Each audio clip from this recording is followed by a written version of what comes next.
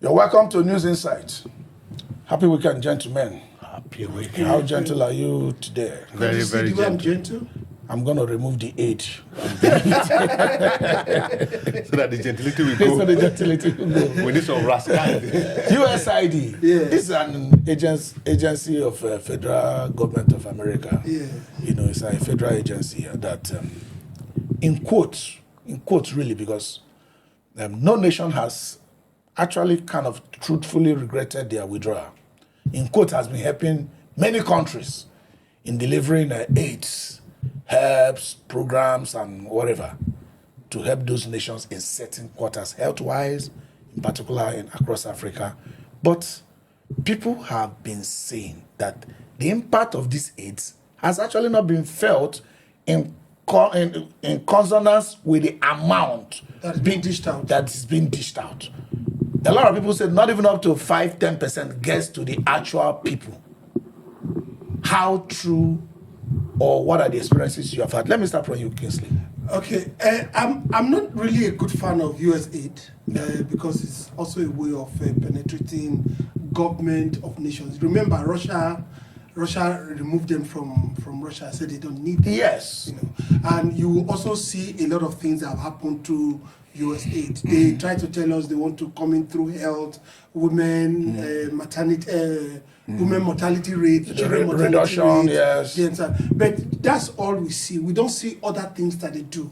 The things that they do, promoting, will I say, gayism, lesbianism, and Even as a precondition. Exactly. Now, if you notice, if you are getting a US visa, they must have access to. You must write your address, your social media handles to know whether you speak against some of these certain things. Oh, they were doing things like that. Yes, you know. So we just talk about what they do, not even that what they do that they do it well, because they use it as an influence to go into some particular areas. But we also don't know a lot of things that are not mentioned that they do, influencing government policies. You remember Uhuru Kenyatta, is it Uhuru now, the son that became a president in Kenya? He said, when Obama went there, he told Obama, he said, there are things we are giving attention to. He said things like hunger, poverty. We are giving attention to not that. Gay rights. He said not gay rights. He said that we have not even gotten to that. He said when we get to that, we can think whether we should give attention to that. So those are some of the things that they do that we don't give attention to. Philip, Yeah. where are we? Where have we gotten to? You see, he has said a lot of things. You know, this aid thing, you know, there's what we call Greek gift. I think the US aid is more of a Greek gift than aid to the African country and others. You know, they attempt to give this aid to poor nations like Afghanistan, Pakistan, and all of that, and African countries. At the end of the day, we don't see any reflection of this aid being given to this country. Rather, we see poverty increase in these places, and you see the health sector degenerating to the lowest in these places. So I think it's a good thing that the US has decided in the government of Donald Trump that, look, we're no longer, doing this business. Yeah. I think, for me, it is a prayer answer to Africa, so that, too, we from Africa and other Asian countries who have been the beneficiary of this aid to look inward. Every year we kept appointing Minister of Health, Commissioner for Health, and we don't say anything that they wait on aid from other countries. So why are you there if you can't formulate policy? One of the reservations I've had with this aid is that if you are doing any project, the most important thing to determine the success of that project is the delivery date. These are aids. It doesn't have a terminal date. It continues. It doesn't have a date. They say, oh, this problem is solved. The problem never gets solved. It continues. They will go to a war-ravaged area. No, let's not go into how they created the wars. Yeah. For example, go to areas where you have displaced people in Borno because of Boko Haram. Let's not go into how they got the arms. None of those arms were manufactured in Nigeria. Yeah. Let's not get into that. Yeah. That's a topic for another day. Now, they go there, they rent house, they pay for 10 years. Okay, so let me tell you how USAID operates. USAID don't have staff that go to the interior. They don't have staff domiciled in anywhere they work. They have what they call implementing partners. And they by themselves, most of the time, choose these implementing partners, and most of these implementing partners are foreign NGOs, not Nigerian NGOs. I'm taking And the whole money brought for the AIDS. For the AIDS. We're not going to pay We're it. not going to pay most of these people that are implementing partners. Controlled by them. Controlled by them. And maybe owned by them. Owned exactly. And these people don't even understand the terrain. terrain that they are going to want. implement this policy. They don't know anything about They it. hardly sponsor NGOs that are from internal. Let me read something, Philip, before I get to you. Almost the same language is across Africa. Let me not talk about all other parts of the world. But this is a statement from our own Minister of Health. Yes. You know, he said the change in U.S. government policy is the determination of the American people. We can't complain. We have determined what we have determined is that we are primarily responsible for our population. Okay? Look at what he said here. We may be a poor country, which many people might not agree with. That's why I disagree with you. Okay, now, but we are a capable country. Exactly. And we are determined to own up to that responsibility. If others step in and support us, we appreciate. But we are not begging for it. And we also will live within what we have. This statement doesn't look like somebody who is missing the USAID. Yeah, They're just saying bye-bye. It's a polite way of saying, we didn't even need you. Well, if I We're may- not there in the first place. If They I may- don't even feed their president. They don't feed them. Now, if I may weigh in on that, it is part of the corruption that has ravaged our system.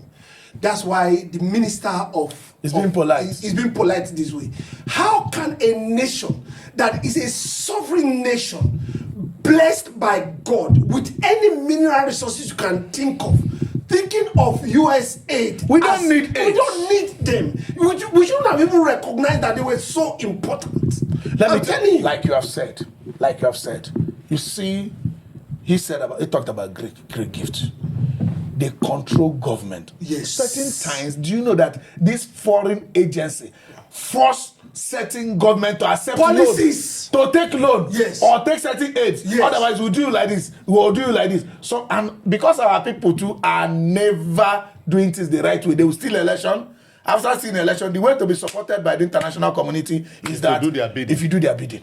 Do you know How has that affected us in accepting these aids and accepting even IMF loan and accepting certain loans? You know, we have discussed it here that we are surprised that a government as big that the government we have today is a government for the IMF, by the IMF, and for the IMF. It's not the government of the people, by the people, and by the people. Because we see that all the policy being shown by this government is the policy, orchestrated by these foreign agencies to suit their purpose, to benefit them, not the people. So with this that has happened, I think the emergence of Trump's second coming to the US White House is a blessing to In a way. Africa. It's a big blessing because you can't imagine that Tinubu we remove our subsidy, we float our naira, and still be bringing in taxes. and increasing taxes from all corners. And now he said he's doing tax reform. He doesn't care what happened to the people. And he kept telling us his long-term policy. And this language is the IMF language. It's not Tinubu's language. They never see short term. Everything is long term. Like you said. And it never comes to pass. There's no terminal date. They will tell you it will happen. You have to endure. No, let's not get into this because this is USAID. But there have been occasions where they say that these polio vaccines and all that they use it to inject Africa or make people not to even be healthy. They are not really helping any nation. These things have been there for a long time.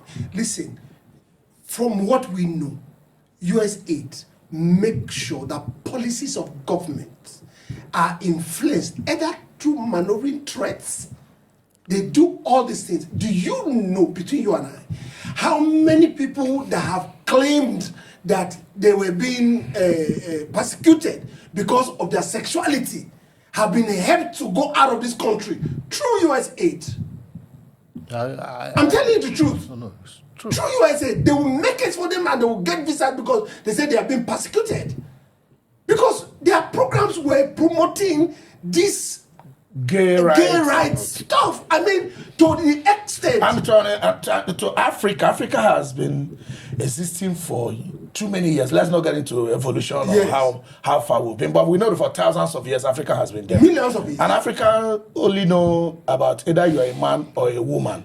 And if you are not a man or a woman, it means that is an anomaly. That is a medical problem. Exactly. You have to get to hospital to be attended. Yes. So how come an agent of a foreign government was used to force this policy of recognizing multiple what's it called? Sexuality. Multiple gender and the rest of them. multiple gender. Yes. Up to 73 gender. If you say you are this table now, you are this table.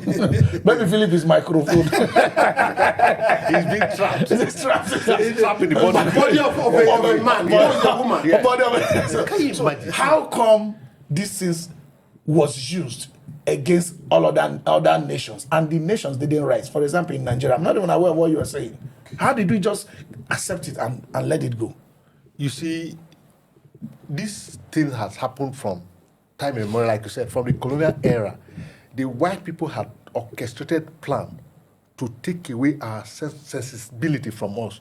You know, when a man loses his bearing, if you lose your culture, you lose everything. Everything. So when the black man loses his culture, for instance, we grew up in the village. Even 40 years back when we were growing up in the village, the village is very healthy, very enjoyable. It's a communal life. You know, everybody know each other, and we enjoy life. No kidnapping, and then we started growing to, you know, this what we are urbanization and all of that today, that we are afraid of the next person. Everything we are scared. These churches are not helping matter. They preach, we don't know what they preach anymore. The government policy, everything is upside down. So that's what has happened. So for you to get to the US or whatever, they will tell you, look, just say you are being harassed, sexual, like he said, you are being prosecuted because you decide to live your life differently from what people understand. Say, okay, don't worry, we're going to help you. You know, a lot of people get into the US, and they are regretting today. They said they are asylum because they want to be gay. They were practicing gay in Nigeria here, and they were being prosecuted. That's why they are here. They give them paper. Why? So, you see, when a foreign government sets up an agency and they let us know this agency is to fulfill this purpose, and they now leave that and get into other things, what will the citizen of that nation do? You see, number one is a masking.